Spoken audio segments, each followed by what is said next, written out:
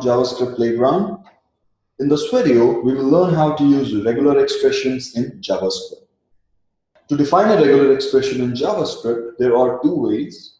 First is the one that we have learned so far, /, some pattern, / followed by some optional flags. Second is the inbuilt regular expression class. This is the syntax, new keyword followed by this regular expression class, which is denoted by regexp. Then parenthesis, where we pass the first argument as the parameter and second argument as flags. This class syntax should only be used when the pattern is generated dynamically or it is being entered by the user. Don't worry if you do not know about classes, we will be learning about classes in the coming videos. Now, this regular expression class also provides us with some methods to perform searches on the strings based on some patterns. The search method, it returns the string position of the first match. The test method, it returns true if there is a match and returns false if there is no match. Also, if you notice, there's a bit of syntax difference. So with search, it's string.search and the parenthesis we pass pattern. But with test, it's pattern.test and in the parenthesis you're passing your string. So keep that in mind. Then this match method, it returns the matched string. If the flag is not set to global, then it returns only the first match.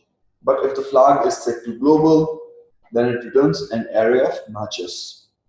Let's give these all a try. Let's say we have this string and we want to search the position of the first occurrence of pen. So for that, we can use the search method. But before we can use the search method, we need to define our search pattern. So that, let's say pattern followed by // and inside these / we define the pattern. So let's say pen. And the syntax to use search was string.search and in the parenthesis we pass pattern. Let's try printing it in the console. And as you can see, it's printing 21 because that's the first occurrence. So if I remove this and I run it again, it gives 27 because now this pen is the first occurrence. Similarly, if we try to search for something that is not in the string, it gives us -1. So as you can see, it's giving us -1. All right, so moving on. Let's say we want to check whether this pen is inside the string or not. So for that, we can use the test method. So instead of search, let's write test. And the syntax is a bit different, so remember that. So pattern.test, and in the parenthesis, we pass the string. So now if I hit run, it gives me true.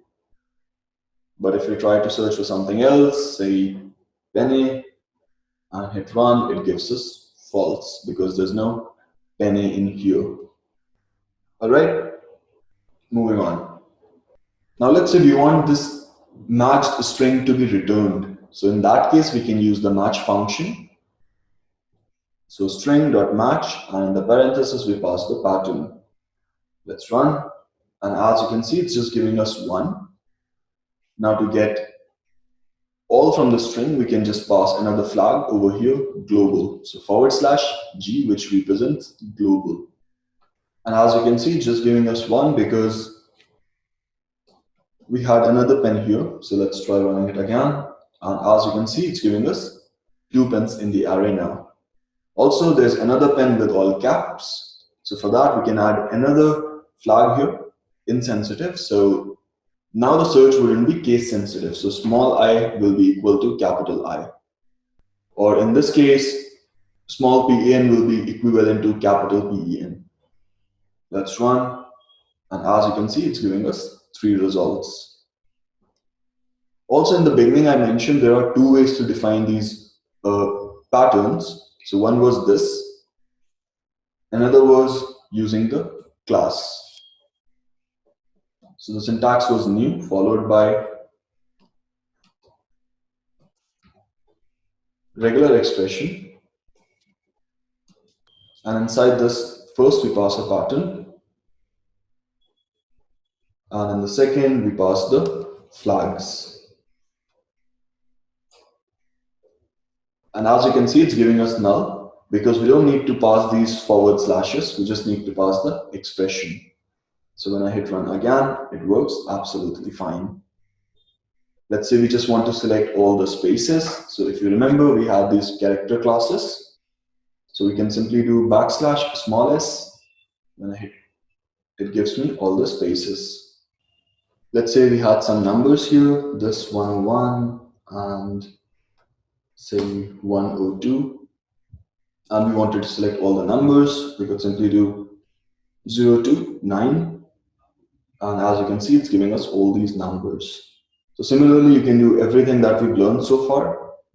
Also remember, the first method is how you would create regular expressions normally. The second one is only for special cases when your pattern is dynamic. So if I run again, I'm still getting the same results. Now there's just one more meta character that I would like to discuss with you. It's called dot. This will match any character, whether it's alphabet, number, spaces, or even symbols. So if I hit run, it selects all these elements. So if I just remove this global and I hit run, so as you can see, it's just giving us one. So instead of T, we had a symbol here, say ampersand. If we hit run, it gives us ampersand, or if it was space, it gives us space, etc., etc. But if we make it global, so Match will find all the occurrences of this meta character. So if I hit run, it gives us everything. We will talk more about this meta character in the coming video. And that's all for today.